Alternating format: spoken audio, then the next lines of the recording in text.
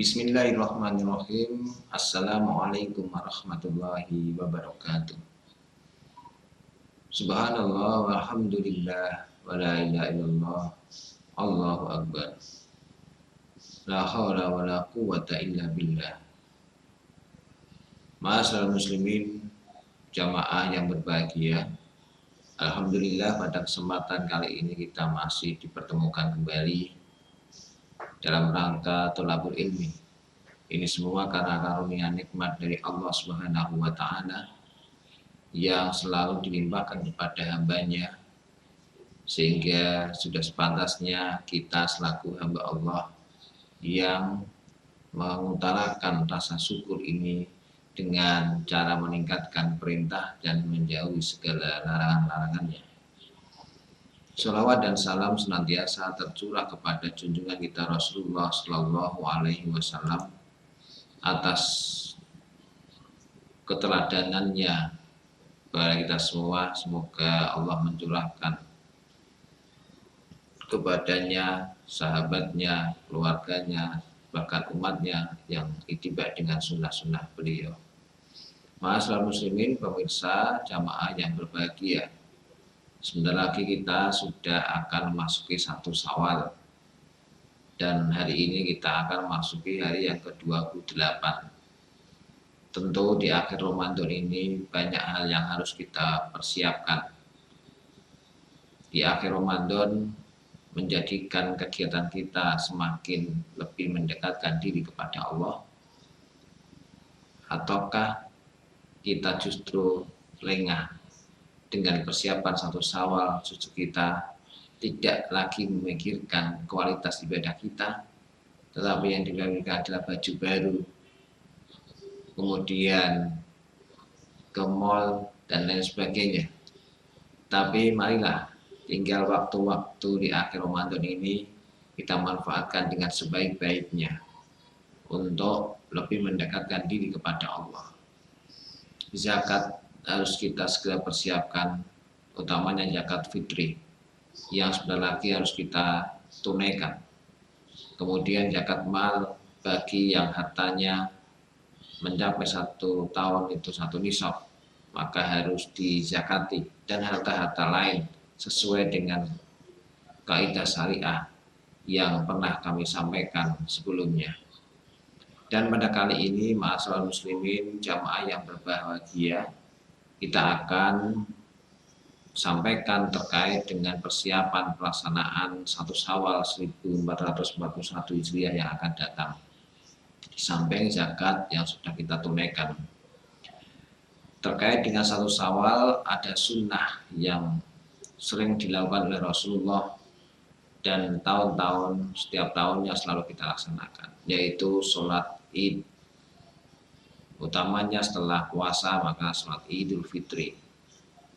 Hukum dari sholat Idul Fitri maupun Idul Adha itu adalah sunnah muakkad, sehingga ketika ini sudah sunnah muakkad dikerjakan dan tentu tidak mengapa. Tidak ada sanksi khusus bagi yang tidak mengerjakannya.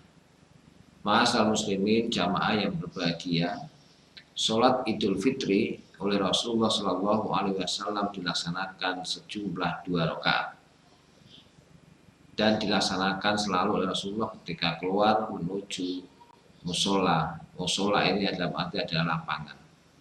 Rasulullah menyelenggarakan sholat Id itu di lapangan.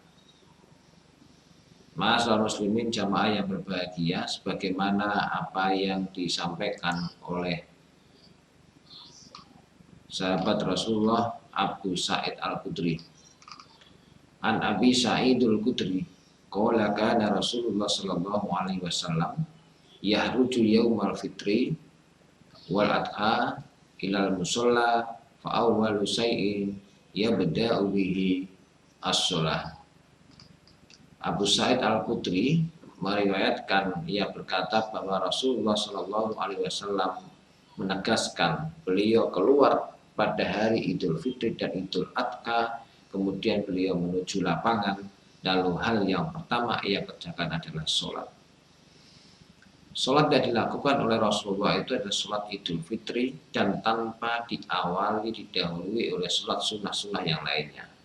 Sehingga tidak ada sholat lagi kecuali yaitu pelaksanaan sholat 2 rakaat Idul Fitri. Dalam hadis yang lainnya diriwayatkan oleh Ibnu Abbas, an Ibnu Abbas an Rasulullah Shallallahu Alaihi Wasallam, kharaja yauma adha au fitri wa shalla rakaataini lam yusalli qablaha wala ba'daha.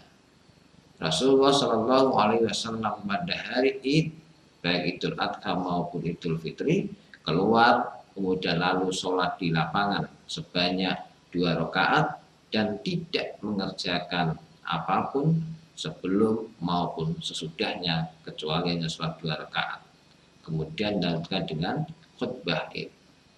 Karena Rasulullah SAW di dalam melaksanakan ibadah sholat Id ini berjumlah 2 rakaat, di mana setiap rakaatnya diawali rakaat pertama dengan 7 takbir dan rakaat kedua berjumlah 5 takbir.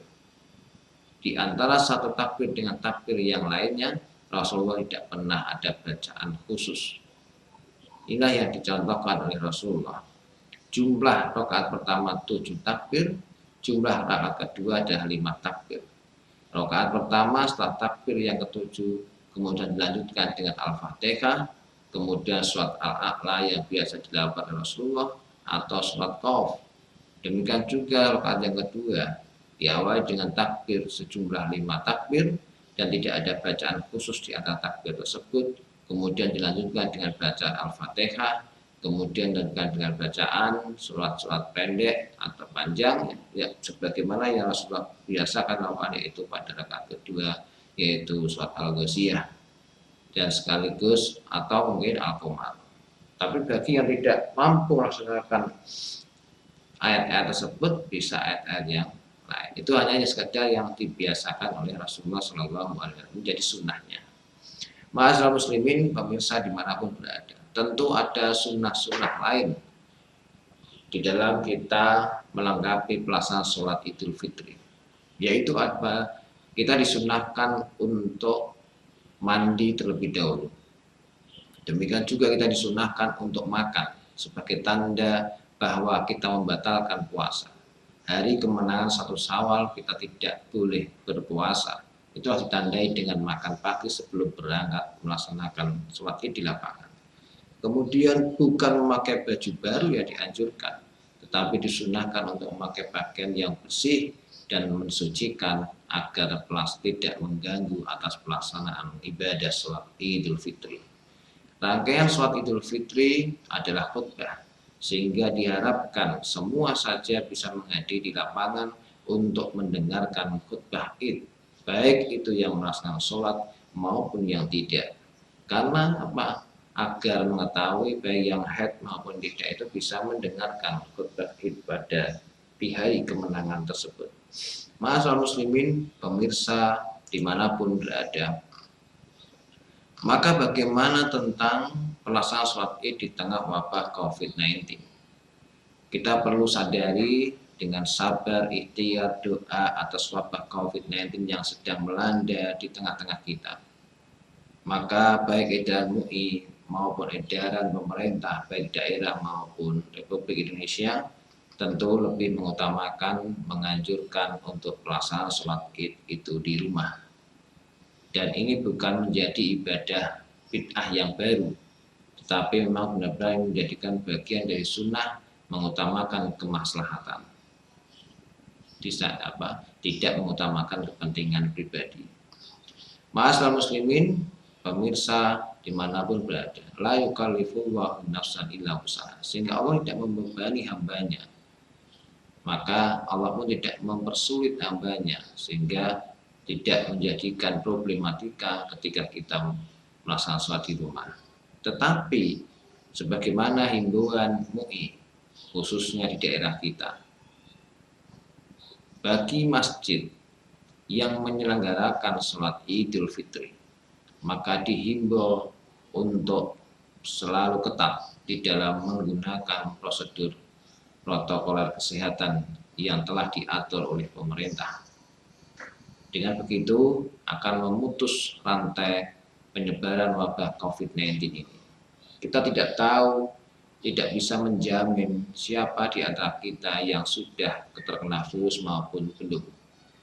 Harapannya tentu selalu berdoa jangan sampai kita terkena virus tersebut. Tetapi tidak ada jaminan dimanapun kita berada, virus itu bisa ada di tengah-tengah kita. Virus itu bisa ditularkan dari saudara kita. Bisa juga dari kita menularkan yang lain. Maka kewaspadaan sedini mungkin bagi kita, protokol kesehatan mari kita taati. Sehingga tidak menjadikan berkepanjangan wabah COVID-19 segera sirna dari dunia ini. Masyarakat muslim pemirsa dimanapun berada, maka dari itu mari terus kita berdoa agar wabah ini segera diangkat oleh Allah sehingga kita bisa menyelenggarakan kegiatan sebagaimana normal sebelumnya. Dan semoga Allah mengabulkan doa kita dan mari kita ingatkan kembali, kita persiapkan diri untuk lebih mendekatkan diri kepada Allah di akhir bulan Ramadan sehingga kita nanti berada pada 1 Syawal untuk bisa mencapai kemenangan la'allakum tattaqun, menjadi hamba Allah yang muttaqin, merayakan kemenangan di hari Idul Fitri meskipun di tengah wabah COVID-19, tetapi kita tetap merasakan kemenangan setelah melaksanakan 1 bulan penuh yaitu Siyam Ramadan. Ma'asyiral muslimin jamaah yang berbahagia, demikian yang bisa kami sampaikan, semoga bermanfaat. Mari kita akhiri. Nasrun minallah wa fathun qarib wa basyiril mu'minin. Wassalamualaikum warahmatullahi wabarakatuh.